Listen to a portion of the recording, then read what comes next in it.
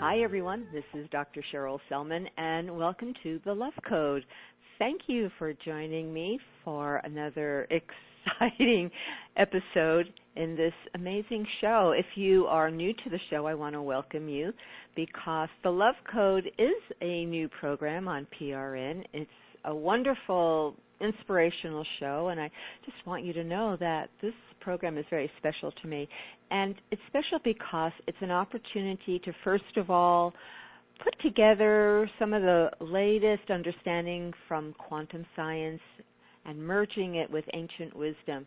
And I really find in my life that the ancient wisdoms, whether it's from the traditional wisdoms of the East, from China, from India, from the shaman deep in the Amazon, which I've experienced, they all are speaking a similar language. But it's a language that's very different from the language we normally speak in our day-to-day life, and yet it's a language and a wisdom that holds the answers and the healings and the transformations that really are available to us to heal anything. That could be a health challenge, a relationship challenge, a financial challenge. So this is a program that's going to inspire you, first of all. It's going to educate you, help you to transform and shift some of your paradigms and how you think about things. But most of all, the Love Code is an opportunity to put into practice some of the most powerful yet simple tools to really bring about healing in your life. And as this show continues over the weeks, months ahead, I really invite you to take one of the practices that we will be sharing with you during each show and try it, do it, give it a go. Because when you put into practice, even if you don't believe it's going to do a thing, see what happens. I promise you some miracles can happen in your life. And when they do, I really want to hear from you. So the best way to stay in touch with me is to go over to my website, which is Dr. Cheryl Selman, DrSherrill, Selman, Sellman. I always like to spell it out because no one ever spells my first name correctly. So it's DrSherrill. Go over there to my brand new website, opt in there, because then you'll be sent the shows every week. You'll be sent this show and the other show that I have been doing for a long, long time on PRN, which is What Women Must Know. So you'll get those shows and you won't miss an episode. And that is the way to get in touch with me, through my website. And I would love to hear from you and love to hear some of the miracles of healing and transformation that are occurring in your life. So we're going to hear about more miracles today. We're going to be talking about the healing from obsessive compulsive disorder with my very special guest today, David Lusch. I looked up some stats about obsessive compulsive disorder, OCD, and it is estimated that 2.2 million Americans suffer from OCD. And most of the time when it's diagnosed, it's in early childhood or early teenage years. And when you get a diagnosis of OCD, it's really considered a lifelong condition, and it has to be managed mostly through medications, which can have some serious side effects. So it's a really scary diagnosis to have, and it can have such disruption in one's life. So we're going to be talking to my guest today who was diagnosed with this condition and healed it. So let me just tell you a little bit about my guest. David Lusch is a widely recognized top teacher at Master Sha's Tao Academy, a soul practitioner and author.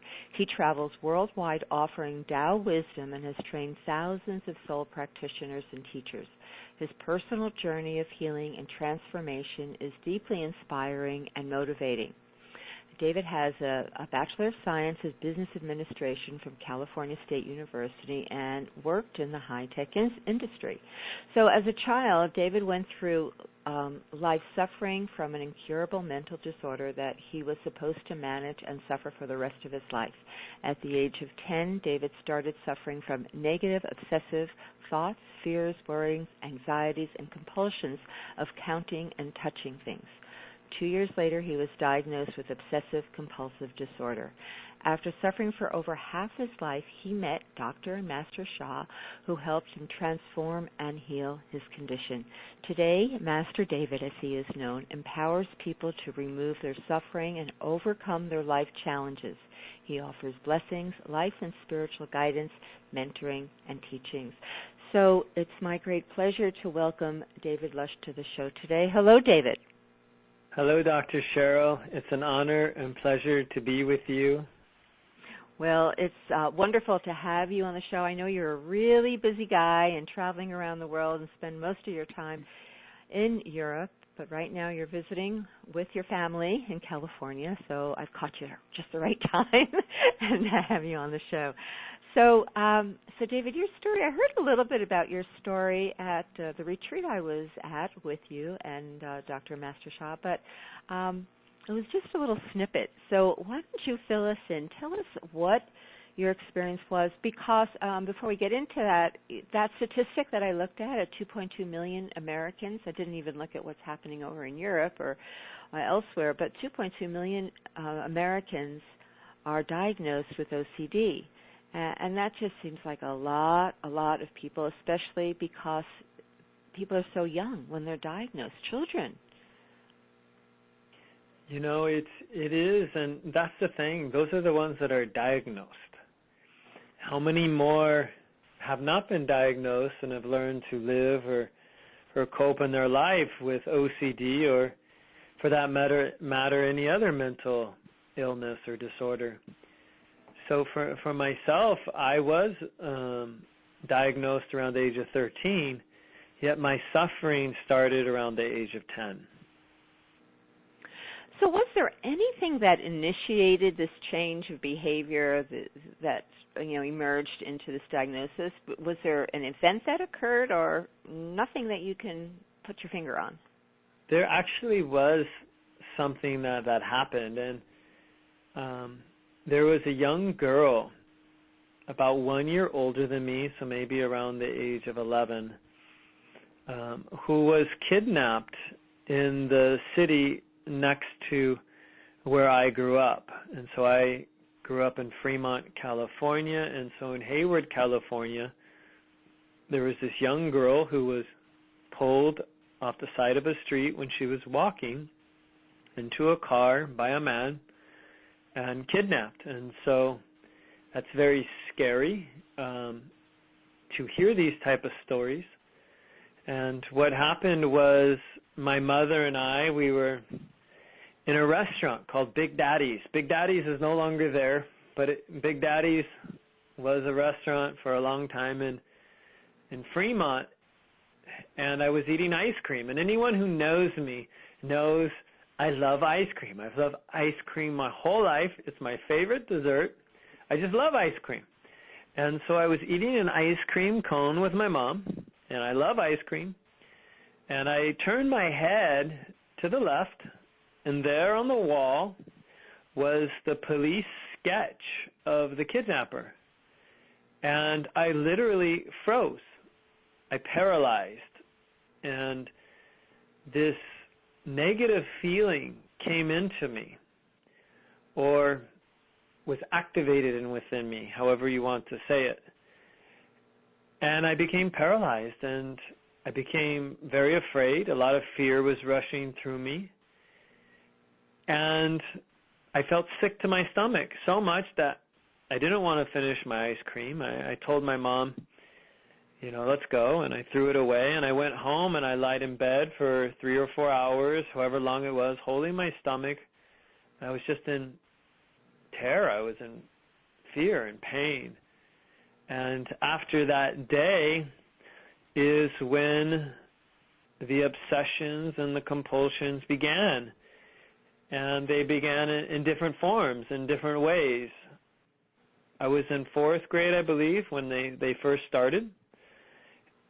And they would start with little things, such as when you're playing tetherball on the playground, or, tag, touch, football, or another sport, such as you would have a thought, if you don't do this, the other team's going to score, and then you would do it and they don't score. And it started to increase, and I had many thoughts, such as you're going to be kidnapped, or you're going to be kidnapped, molested, and killed. And that's how the obsession started, that then went into various compulsions. That's so interesting. Do you think it was like initiated by a type of, almost like a post-traumatic stress event? It was, for whatever reason, it was like so shocking to you that a lot of things got triggered within. I would say I definitely believe in spiritual blockages in the soul, heart, mind, and body that were activated and triggered from what I personally believe, past lives. Mm-hmm. Although at the time I didn't know about past lives. And, I grew up in an incredible neighborhood, and I have the most loving parents, my mom, my dad. My grandparents are incredibly loving. And what happened was I was treated very equally, fairly with my sister, very loving. And so there was nothing really in this life that you could pinpoint anything to that would be triggered from earlier years. I mean, I was only 10 years old, so it wasn't too much before then. So that for whatever reason you had a triggering event that activated this dynamic going on within you. Most definitely. And the physiological changes that accompany it. So at 13 you were diagnosed, and how did this show up in your life? It showed up in so many different ways, where for me the obsessions obviously were the negative, unpleasant voices or thoughts in your head. And they literally, they started obviously a little less, and then day after day they grew to where it was pretty much every waking moment of your life. And the compulsions were, for me, I developed touching and counting type of system, which I had a special number, and that number was 4. And so what I discovered was when you touched or counted things and the number of 4, that real experience of the fear, worry, anxiety, that's the OCD cycle, fear, worry, anxiety, rushing through you, and then the chemicals obviously release in the different glands and parts of your body and your brain, it would momentarily stop, and that would go away. And it's not logical. You hear this as like, how can you touch things or count things 4 times? How does that work? For me, and probably for anyone who suffered from OCD, it doesn't matter how it worked, because you just don't want to feel the way you feel inside, and you're looking to get out of that inner prison. And eventually, it moved into multiples of 4, where 4 didn't always work, so then you would try 8. And if 8 didn't work, you go to 12, and you would just keep going to 64, to 400. I remember sometimes I was counting 1,200, 1,600. Wow. And it would just be nonstop. So I also had like these grids in my head, right? You would find lines connected to like objects in the environment, whether it was like a telephone pole or like the cracks in the sidewalk, like the cracks on the sidewalk, or whatever things you could form grids in your head in the room. You have like dressers, you have doors, and so you would have grids, and inside those grids I would have to maybe touch sometimes 4 or more, 8, 12, whatever it was. And And all the time you're getting these incredible thoughts, these fears, these worries. And the thing about OCD is you still have logic, you still have common sense. So what you know actually seems pretty crazy. It doesn't seem logical, but you do it because you just don't want to feel the way you do inside. And you're also often trying to hide it from others because you know what you're doing is kind of off. It doesn't make sense. And so you're still being normal. You're trying to hide it. You're trying not to show it because you still have common sense. And that's what's fascinating about OCD is it's a mental disorder where you're still in touch with reality. And that's why I wasn't diagnosed at the age of 13, because I didn't tell anyone. And I didn't want my mom to know. I didn't want my dad to know. But eventually it became known because you would take showers at the age of 11 or 12 for 30 minutes, 45 minutes. You know, you would take an hour to get ready. I remember vividly one time I was so lost in the OCD cycle that I walked out for school one day and I forgot to put my pants on. I had my socks on, I had my shoes on. My mom looks at me and says, "Where are your pants?" And I didn't even know what to say because you can imagine the look on my face. Oh my gosh, does she know? Has she figured something out? And you put your pants on, you go to school, and eventually, you know, my parents, they watched my behavior, they had their conversations, and I was taken to a psychiatrist where I was diagnosed. It must have been so hard as a kid in school because you're trying to hide these repetitive behaviors which make you look really different and bizarre, which adds to the anxiety and fear that you're already dealing with. That's exactly the truth, because you're trying to be normal. And because I got pretty good grades, largely A's and B's, I was also able to not get maybe caught or detected by the school system because I was performing at a high level. So even if I looked distracted or not there, I was still able to also study and learn and get good grades. So there was an ability. What you learn with OCD, at least for me, I can't speak for everyone, is you learn actually how to multitask very well. Wow. So when you were diagnosed and it was decided that you needed medication, so what was that like? Well, I was probably one of the worst rebellious patients you could have. I remember, well, first when I took the exam, because it was an exam, I didn't know what was going on fully other than I was going to the psychiatrist. My parents had figured out something was wrong, and I was put in a room to take a multiple choice examination that I hadn't studied for. And this is the only exam in my whole life I've ever taken without studying, and I knew all of the right answers.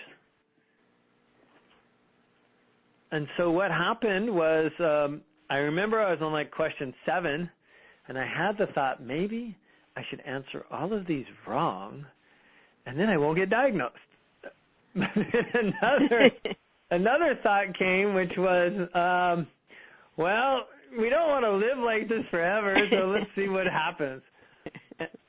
And I remember, because I don't remember how long it was. It might have been a week or 2 or 3 weeks before I got the results. And when the doctor told me, I had an explosion of anger.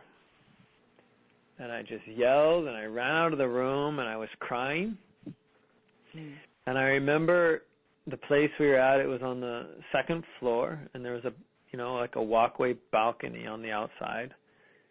And I just was out there, and I was looking up at the stars, and it just felt like my whole world had crashed down. And there was anger, there was sadness. Of course, there was still fear and worry because of the unknown, at age 13. And then not only that, you're at that age where you're developing into a teenager, so many things are also changing in your life. So it was hard. And I remember that I asked my parents, and they promised they wouldn't tell others I had a diagnosis, including family members, although, they weren't totally in agreement, but they respected my wishes because I didn't want to be labeled. I didn't want to be labeled in school. I didn't want to be labeled by family or friends or neighbors that's David with his OCD or whatever, Because it's also when you have a diagnosis, it's also what can happen is that things are easily pushed to the side and rationalized. That's a diagnosis, not just with OCD. It could be with ADHD, attention deficit hyperactivity disorder. It can be with people with dementia or whatever. And you don't maybe aren't as heard as much for what you're trying to express because people don't listen as much. They just think it's your illness talking. Sometimes it could be, for sure. Other times it's not. And so we actually didn't even talk about it because I didn't want that. Mm-hmm. Mm-hmm. So what did they do when you were diagnosed? When I was diagnosed, they, of course, recommended medication, and basically anything the doctor said, I did the opposite at first because I was angry. I wasn't very good, but, the doctor said take medication. I said no. He said do this. I was like no. I was like a defiant, rebellious, hurt child. And I remember that at the same time I was in my inner dialogue. And I was not really talking to my parents or anyone too much. Or if they tried to talk to you, you give the short answers because you don't want to talk. And I remember that I was looking at my life because I was wondering, well, how am I going to live my life this way? Because even though you're diagnosed, the obsessions and the compulsions were continuing. And what the difference was, now you knew you had a mental disorder, and when you're 13, that doesn't sound very promising or bright for your future. It doesn't really fulfill all those dreams you had inside. No one really dreams of having a mental disorder as far as I know. And, you're not in school thinking, what am I going to be when I grow up? Oh, I want to be someone with a mental disorder. You don't think that way. And so it causes you to reevaluate, even at that age, who you are, what you're doing, what is your life going to be about, why is this happening to me? And you go through a very deep inner process with a lot of questions unanswered. For example, many people ask, why did this happen? Well, for me, I was incredibly loved by my family. My sister and I were treated largely equally, and my grandparents loved us. So there's nothing in the family you could blame or pinpoint on. I played in the same neighborhood with my sister. We had friends. I went to the same schools. I ate the same food. There wasn't anything in the environment. There wasn't anything in the school system. As when you looked around, because you have it, you're looking to see if other kids have it. Unless they were hiding it better than me, I couldn't figure out if they had it. And so there was nothing in this life you could pinpoint anything on to say why I had OCD. So these questions went unanswered. And I remember thinking about my life, and I was, am I really going to want to do this in 10 years, 20 years? How am I ever going to have a family? How am I going to have a job? How am I going to fulfill my dreams like this? Because honestly, it's like 24/7 other than when you sleep. And even the sleep isn't necessarily peaceful. And so I remember we were driving down Maury Avenue in Fremont. So if there's anyone listening from Fremont, you know what street I'm talking about. And there was this negative thought that came like, you're going to die or your mom's going to die, like in a car, because you're in the car. And that was the first time I spoke back to the voice. And I said, I may die, but I'm not going to live my life this way anymore. And that was the first moment of empowerment that I had felt in years around this issue. And it got it, the obsessions and compulsions when you do that get more intense.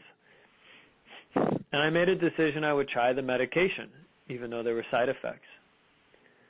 So we tried a couple drugs, I don't remember the names at first, and we came to eventually the third one, the brand drug called anafranil. And anafranil is a very heavy drug, and it has heavy side effects, one of which is stunting your growth. And my parents debated about it. Ultimately, I was the one that made the decision. My parents never forced me to take medication. I made a decision. And probably within a 6 to 9 month period, my growth leveled off, and that was it. Also, it had the side effects of making your mouth dry. So I had cotton mouth, I had dry mouth, so I drank a lot of water. And when you drink lots of water, you go to the bathroom a lot. So in high school, I remember between the 5-minute, class breaks between classes, I would go to the bathroom and drink water, and sometimes during the class, I would go to the bathroom. And one of the hardest side effects was being tired. I was tired all the time. And I couldn't, the drug made you tired. And the irony of it was that you would have energy. So I was an athlete. I played sports. And you could have energy and be tired at the same time, which absolutely doesn't make any logical sense to anyone who hasn't experienced it. Because how can you have energy and be tired? It's a side effect of a drug, and that's the reality of it. And so I would take naps sometimes 1 hour, 2 hours, 3 hours. I would sleep 8 hours, 10 hours, 12 hours, and I was always tired. And if I only slept 6 hours, maybe once a night, one time or 2 nights in a row, it's like I just couldn't function. And so, but what happened was the drugs started to numb the experience. I still had it.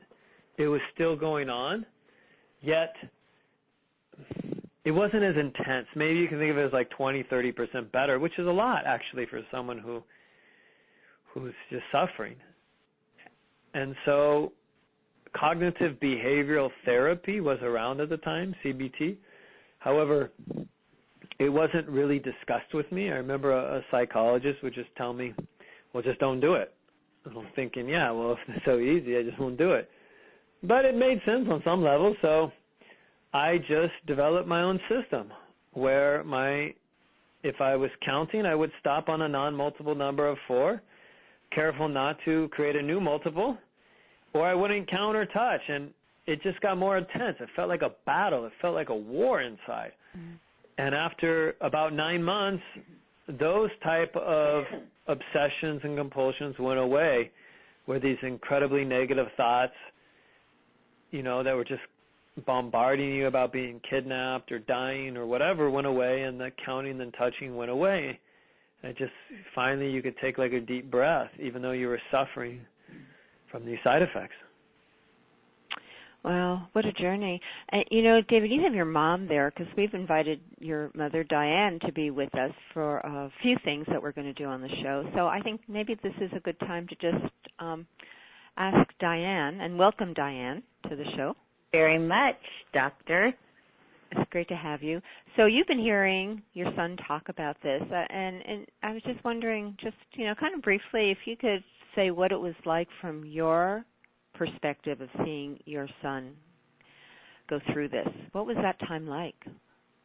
It was very frightening, and my husband and I were so worried and honestly afraid of what's happening to David, and we didn't pick up on it, like David said, right away. Then we started noticing things like he couldn't come to the car right away if we were going somewhere, as if, getting in the car to leave. He had to stand back and then we found out he was tapping doorknobs or tapping the door. He couldn't leave yet. And he would start lining his shoes up, certain orders. And then I watched him walk across like the hardwood floor, and it wasn't just walking, it was skipping certain boards or certain, lines in the wood, and started putting things together. And you can see the fear.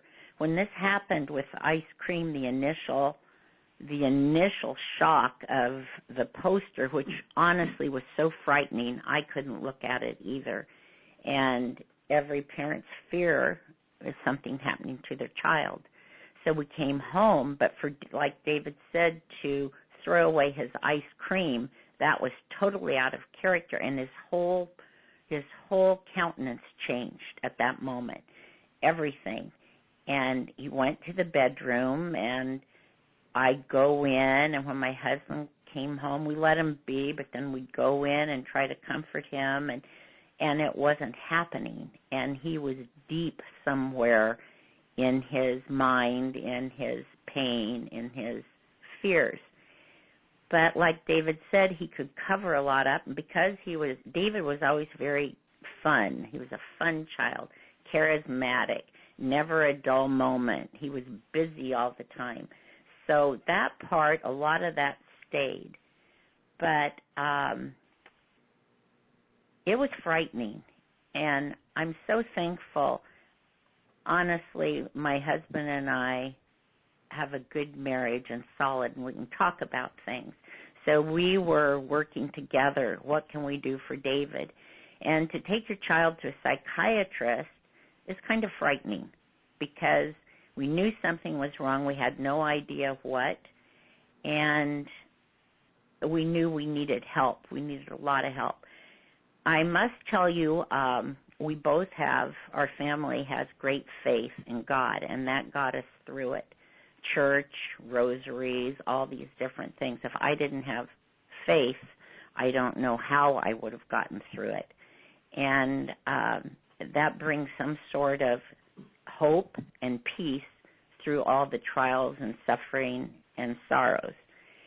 And David worked hard to change these things, and once he developed, I didn't realize that's when he stopped tapping everything, like he said, but then he developed an anger and a rage, and that disrupted so many things, because if he got a thought, someone slighted him, or something wasn't right, or something wasn't fair, whatever it could be, he would ponder it and think about it and obsess about it, and then there could be a blow-up, screaming, anger. So anger begets anger, and that was happening in our home and other places. And David has always had a loving heart, always, even as a child. He'd help other kids and do things, and he was always a loving person. So through all of this, there was the love within him. And when your child can't control a temper or would say awful things and blow up and you never knew what would set him off, it's so disconcerting and heartbreaking, because we thought, what kind of a life is David going to have? What in the world can he do, and how can we help him? Because we wanted to help. And we did our best at the time. That's about all I can say. And not letting family members know or other people know caused its own problems, hurt feelings when things came out, when David finally told. So we never meant to hurt anybody, but if anyone's been in a situation like this, you manage the best way that you can. And for us, it was prayer and support and loving support of each other and faith. That was really, that really got me through. So you were going to say something, Dr. Cheryl, and I kept talking. So. No, it was great. I was just going to say, I mean, you brought it home that when someone has any kind, well, we'll just talk about mental, challenges, disorders such as this. So it can be related to many other things, but it's not just that person who's affected. It's a whole network that's affected. It's the whole family, it's the community, which is why these traumas, whether it's a health issue, whether it's a relationship issue, it just the ripples go out, and so many people are part of the drama, the suffering. It just doesn't stop at that one place with that person or the truth. That is so true. Yeah. So let's talk about David. Let's talk about what changed in your life that brought about the healing of OCD. Because I know in talking with you previously, it's believed that you can never heal from this condition. You just manage it with either finding behaviors or medications, but the thought of actually totally healing it, not having this compulsive behavior at all evermore, is considered I guess miraculous to even have that occur. What happened for you? So yes, you're totally correct. For OCD in Western medicine, there is no cure. They teach you to manage your life. And the solutions are obviously behavioral management systems and medication. And yet, learning to manage a life isn't that fun. And I've done it. It's not fun because you're still suffering. And so, I'd gone through high school, I'd gone through university, and your energy goes down, right, over time. So in high school, I had more energy, obviously, than in my mid-20s, although I still had a lot of energy, don't get me wrong. But it wasn't the same. And so you could feel this drug, just making you tired, and you're just wondering, how am I ever going to really be happy? Because people want to be healthy and people want to be happy. Those are two universal truths on some level for human beings. And so what happened was I was searching inside. I wasn't someone who was meditating in caves or doing anything like that. I led a pretty wild, active lifestyle in some respects. And I was searching for that happiness. Many people, they live life like they eat cookies, right? You have one cookie, and then you feel good, and then shortly after you want another cookie, and then another cookie. And that's the way many people live. They're searching outside of themselves. They're searching for that happiness, that joy. And they're trying to get out of their inner suffering, their inner misery. So in my mid-20s, I was actually at a party, and I got thrown into a pool, and my ear clogged up. And I tried to get it undone, and I couldn't. And so I Googled on, I searched on the internet, and I found an alternative health practitioner and spiritual healer, and I called her. And then in the meantime, before I went and saw her, I got the wax out of my ear with one of those suction devices. And I went to her. And this was way out there for me, okay? It wasn't like something like I was doing. It's just something inside me wanted to go. And the other part was like, I have no idea what I'm doing, but let's go see. And I went, and she did some alternative healing. She did some spiritual healing. And I could literally hear on my mobile phone 50% better. I had to reduce the volume, and it stayed that way. And so I said, wow, something happened here. She also was a student of Dr. and Master Sha, and she was telling me about him, but I was like, okay, this is enough already, what I'm doing. I was already uncomfortable. I went back a second time. I went back a third time. And she was telling me about Master Sha and this training program he was offering, and I still was like, I don't know. And she handed me a piece of paper, and I felt like this light explosion in my head. And I'm not one that had all these experiences, okay? I wasn't like some people. And so I read it, and I just felt like this calling inside of me to know more. So I went to the website. I didn't fully understand what was happening. I went to Master Sha always offered free service. At that time, they were free remote spiritual healing blessing teleconferences, and I joined, and I honestly didn't know the first couple times. I didn't know if I believed what Master Sha was saying, but I was 100% sure Master Sha believed everything he was saying. And so that actually meant a lot to me, because I was kind of like a devil's advocate in many senses growing up after the diagnosis, looking for the angle, looking for what's wrong. And I was sure Master Sha believed everything he was saying. I wasn't sure. I went to a retreat, a soul retreat, and I learned all about the soul, the power and abilities of the soul, and how the soul can heal and transform every aspect of your life and your soul journey. And with that, my journey began. I received many spiritual blessings, Tao blessings at the retreat. And after 1 week, I came home and I was different. I used to be this kind of rage driver. I would be the guy that would drive really fast, cut you off, want to get everywhere fast. And I was driving on the freeway, and I was like, whoa, this is too intense. And then my mind was like, what happened? This is so not like me. And then I went home, and I saw in my life these interactions with others differently, where before, sometimes people give the bait to get a reaction.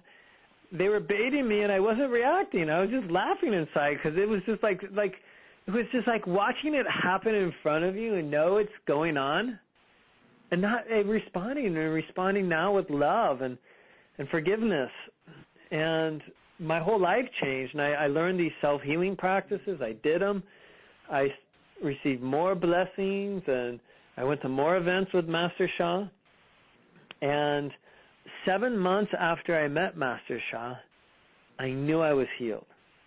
Master Sha had offered this incredible Tao blessing. I knew I was healed. I just knew it. And I went to my doctor, my psychiatrist. Master Sha always encouraged me to work with my medical doctors. He would never give me medical guidance. He would say, go speak to your medical doctor. And so I went to my psychiatrist, who is a very renowned psychiatrist. He's one of the psychiatrists at a hospital in the Bay Area. And I looked at him. I said, I am healed. And then he just stared at me for like a minute. And he said, tell me about it. And so I told him about it. And he said, well, we can take you off the drug. It was a Nafrenil. We have to wean you off it, because it's a heavy drug with very hard side effects that you can have all kinds of withdrawal symptoms, which I had experienced, because sometimes you go into a rebellious mood and you don't take your medication for a week, and then you have like diarrhea and runs and nightmares, and then you just go back to the medication. And so he agreed to wean me off it over a period of 3 to 4 months. And he also told me that in 50% of the people who have taken this drug, if you try and get back on it, it won't work again. I said, that's okay, I'm healed. And so I weaned off the drug, and 1 year to the day after meeting Master Sha, and that was June 8, 2004. So on June 8, 2005, I never, ever took my OCD medication again. And my whole life changed. The way I interacted with people, my relationships improved. That volatile situation in the household with my parents not knowing how I'm going to react, it was gone. He was able to be more loving and forgiving, connect in the heart-to-heart, soul-to-soul way. I was meditating. I was doing spiritual practice. The music I listened to changed. Not because, I used to listen to everything, all kinds of music, but it's because I didn't resonate with it anymore. And I became spiritual, and I was able to live in my higher potentials, my true self. And these things, these abilities, this goodness that's inside of you that you know is there, that's hard to express when you're suffering from a mental disorder, could come out, and it could grow. Not only come out, but Master Sha's techniques helped me to grow and evolve. And so it was absolutely incredible. And what happened was I was off medication, and I was lucky to have health insurance because I grew up on my father's medical, health insurance. And what happened is after you're out of university, you have to get your own. But I am like a red flag for the medical industry. I also had hypothyroidism, which I was healed of. And I was a red flag. And so somehow, I wasn't supposed to, but I got on like the worst plan you could have for my age. And in my mid-20s, probably like 24, 25, whatever the age that was. And I had to pay a very high health insurance premium. I was paying literally like $6,000-$7,000 a year to have health insurance, not to use it. And on the first $10,000 you spend every year, you are responsible for like the first $7,000. And so literally, it was just like it's the way it was. And after 4 to 5 years of being off medication, and being not off only the medication for the OCD, but the hypothyroidism, I reapplied and I was approved for normal health insurance at a much reduced rate, which is, to me, it's a miracle. And then that went on, and after 9 years, I went back to my doctor, and he wrote up this incredible letter, and I can read some of it to you. He, in this letter, my Wait, psychiatrist... you know what? Wait, David, let's hold that, because I want us to do some of the healing techniques, and I know we have maybe about 10 minutes left of our show, so I want to be sure we put all of the other goodies that we've planned for the show in it. So okay. But what I want to ask you before we talk about the healing,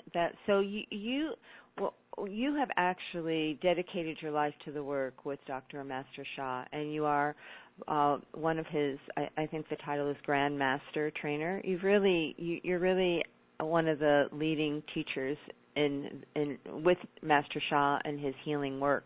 I mean, when I hear your story and what you've been through, it's like you've totally transformed your life and you found your true mission. And without that event that happened early in your life, you, who knows, but probably would not have arrived in the same place. We never know. But through that journey, you found this profound mission and gifts, because now you are healing other people.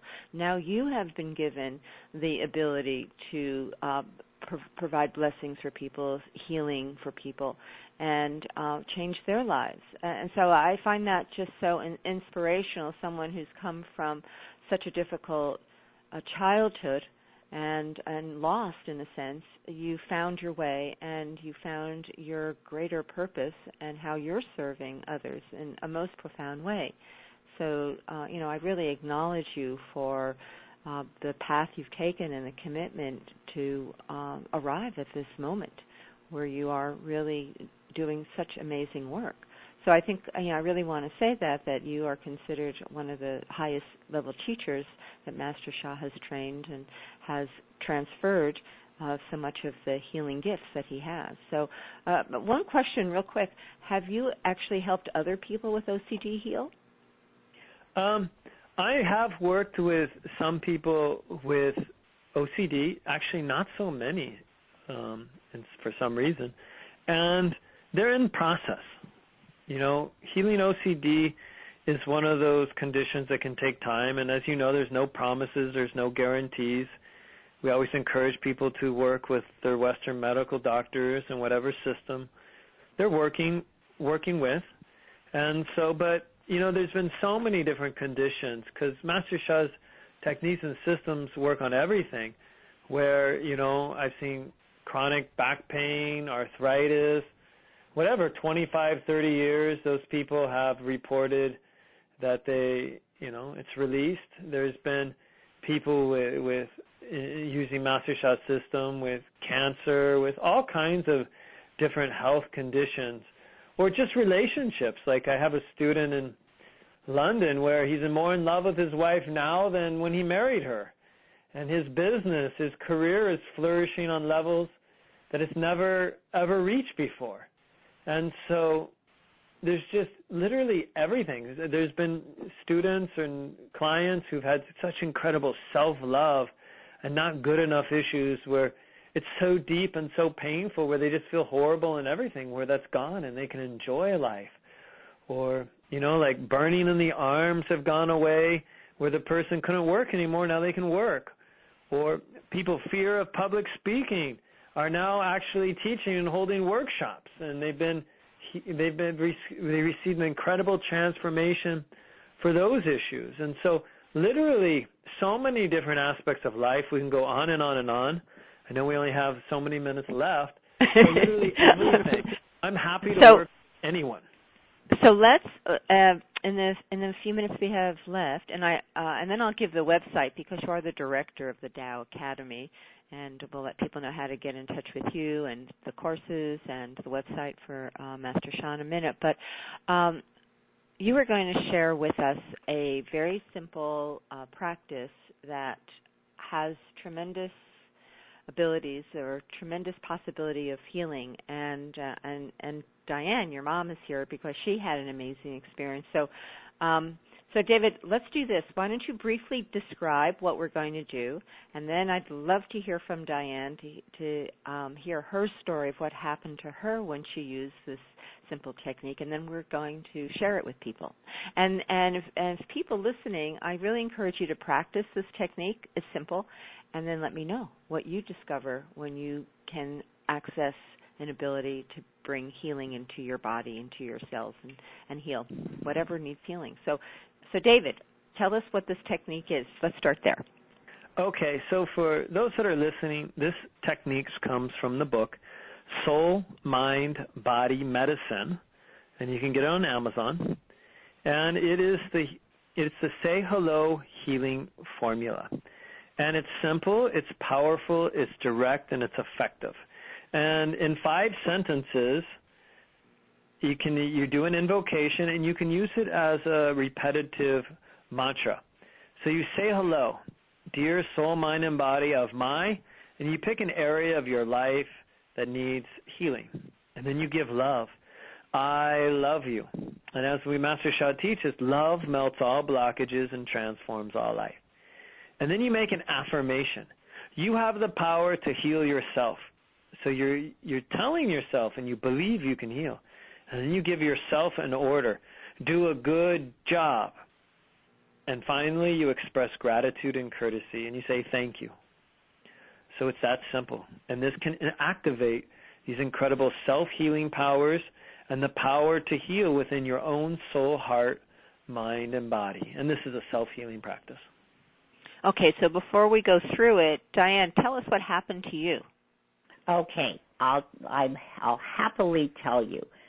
First of all, I would just like to say thank you to Dr. and Master Sha for all of the gifts he's given to David and our family and all the things we've learned from him, because I always knew Jesus would heal David, but I never knew how. And then he met Dr. Sha, and all of these wonderful things have unfolded. So David had taught me this practice that he had just mentioned, and I listened, and I thought, okay, my prayer life was different. The way I do things was different. And so I was out in the garden and pruning roses and doing things, and I had bent over, like squatted down to get some things on the ground, and I couldn't get up. I felt my knees go, both knees. And I thought, what am I? I said, oh, sweet Jesus, what am I going to do? I'm leaving on a vacation in a week, and I can't even walk or move. You could feel everything go, all of it. And I literally could not move. I knew I was in trouble. So I always ask Jesus everything, what do I do? And all of a sudden, I remembered what David said. So I said, dear soul, mind, body of my beautiful knees, I love you, I honor you, I appreciate you. You have the power to heal yourself. Now do a good job, please. Within minutes, I could feel the heal. I could literally feel the physical healing in my knees, and I was thinking, wow, oh, wow, thank you, thank you, thank you. And it was mind-boggling that it happened just like that. And when I knew I could stand up, I did. I went over to the patio chair. David was at an event, I think, with Dr. Sha in Toronto. And I said, David, you won't believe what just happened. Because really I hadn't paid a lot of attention to this technique, except when I needed it, it was right there. So it works, and I've used it for other things, and I know we're on a time limit. So thank you, Dr. Cheryl. Well, I'm going to put that little formula on the archive show, so when people go to Dr. Cheryl Selman or the Facebook page, What Women Must Know, and download it. I think drsha.com is going to have the show. The little formula is going to be there, so you want to be sure to go to Dr. Cheryl Selman, opt in, and I'll send it out to you. So, so David, in the next couple of minutes, so we've got a couple of minutes, so why don't you just take us through it again, and anything else that we need to know if we do this simple little formula. Thank you. So everyone sit up straight and put one hand below your navel and the other hand on the area of your body that you need a self-healing for. And if you can't reach it or you're not sure, put it over your heart. Close your eyes and visualize golden light radiating in that area. For soul power, or say hello, we're going to say hello, and we're going to just repeat this as a mantra. So you can repeat after me, with me. Dear soul, mind, and body of my, and choose your area, my heart, my relationship, my finance, whatever you're choosing, my knee. I love you. You have the power to heal yourself. Do a good job. Thank you. Dear soul, mind, and body of my, and say the same request. I love you. You have the power to heal yourself. Do a good job. Thank you. Dear soul, mind, and body of my, say the request. I love you. You have the power to heal yourself. Do a good job. Thank you. And two more times. Dear soul, mind, and body of my, I love you. You have the power to heal yourself. Do a good job. Thank you. Dear soul, mind, and body of my, I love you. You have the power to heal yourself. Do a good job. Thank you. Just pay attention to the way you feel. You could feel a vibration, a tingling. You may not be sure you felt anything. What I can say is we all can practice more and continue to use this practice. You can use it 30 minutes, 60 minutes, or more, however long is needed, day after day. And it's been an honor to share with you this technique from Master Sha, the Say Hello Healing Formula from Soul, Mind, Body Medicine book. Thank you, Dr. Cheryl. Thank you, David. You know, that's fantastic. So simple, yet so profound. And thank you, Diane, for sharing your healing story. They always inspire us. So for all of you listening, thank you for joining me today with my guests, David Lusch and his mom, Diane Lusch, for being with us, for sharing their amazing healing story, and for David sharing a wonderful healing formula. Do a good job, everyone. Go make it happen. And until next time, come back for another opportunity for the Love Code. And as I always like to say, fill your day with peace, love, and harmony. Bye for now.